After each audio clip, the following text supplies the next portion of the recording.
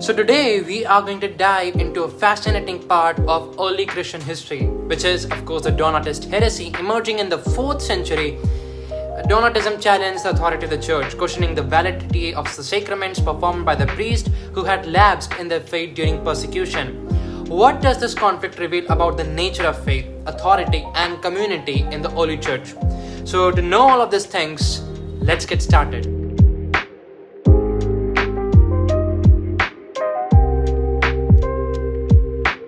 After each major persecution by the Roman Empire against the church, two groups formed, the Rigorist and the Laxist.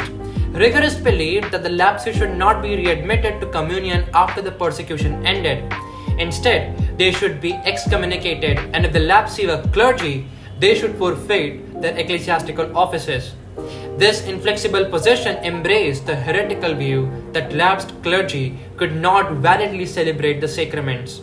The rigorist position was widely held in North Africa, a site of intense persecution, especially under Emperor Diocletian, and caused a challenging problem for the church in the early 4th century. In some ways, rigorist thinking was understandable, since those who had suffered during the imperial persecutions looked with great suspicion on those who had lapsed. The loss of a loved one as a martyr to the imperial authorities could easily foster feelings of anger and resentment towards the lapsee. Laxists believed that lapsee should undergo a period of penance before readmittance to the church, but did not embrace the rigorist beliefs. Donatus, a man with a genius for organization and propaganda, was one of the leaders of the rigorist movements in northern Africa. The rigorist or the Laxist issue came to the forefront in the year 312 after Bishop Caecilian of Carthage was ordained. The rigorist objected to the Caecilian's ordination, holding that it was null and void because one of the episcopal consecrators, Felix, was supposedly a member of the lapsee. Allegedly, Felix had handed over the scriptures during the Great Persecution, but eventually the charge was false. Nonetheless, the taint of being a lapsee hovered over Felix. The rigorists refused to recognize Caecilian's ordination and elected Donatus as bishop. The scandal of two bishops in Carthage produced a schism in the church in Africa. In an effort to solve the situation, those who favored the Donatus or the Donatist movement appealed to the emperor to solve the havoc. An example of Caesaropapism, Constantine accepted the case because he feared the loss of God's favor and the ascendancy of the rival if he did not act.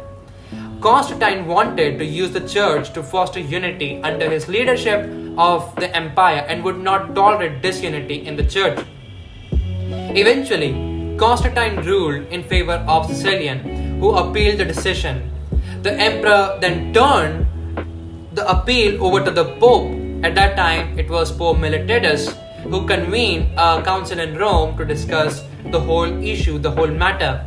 Donatus traveled to Rome and presented his case, but the assembled clerics were not convinced upon his arguments, and once more Caecilian's ordination was held to be valid. The Donatists refused to accept Rome's decision and continued to cause problems in Carthage. Their continued resistance caused such agitation for Constantine that the emperor reopened the case. He called for a group of bishops to meet once more to hear the Donatist argument. The local council of Aulus met with 46 bishops in attendance and once more upheld the validity of Caecilian's consecration. They also condemned and excommunicated the Donatists in the hopes of ending the whole controversy. But at the end, unfortunately, the Donatists persisted in the rigorist views and heretical teachings, which impacted the church unity for the next upcoming century. So ladies and gentlemen, this was all up for today. Till next time, bye bye, praise the Lord, take care, stay safe, peace, shalom.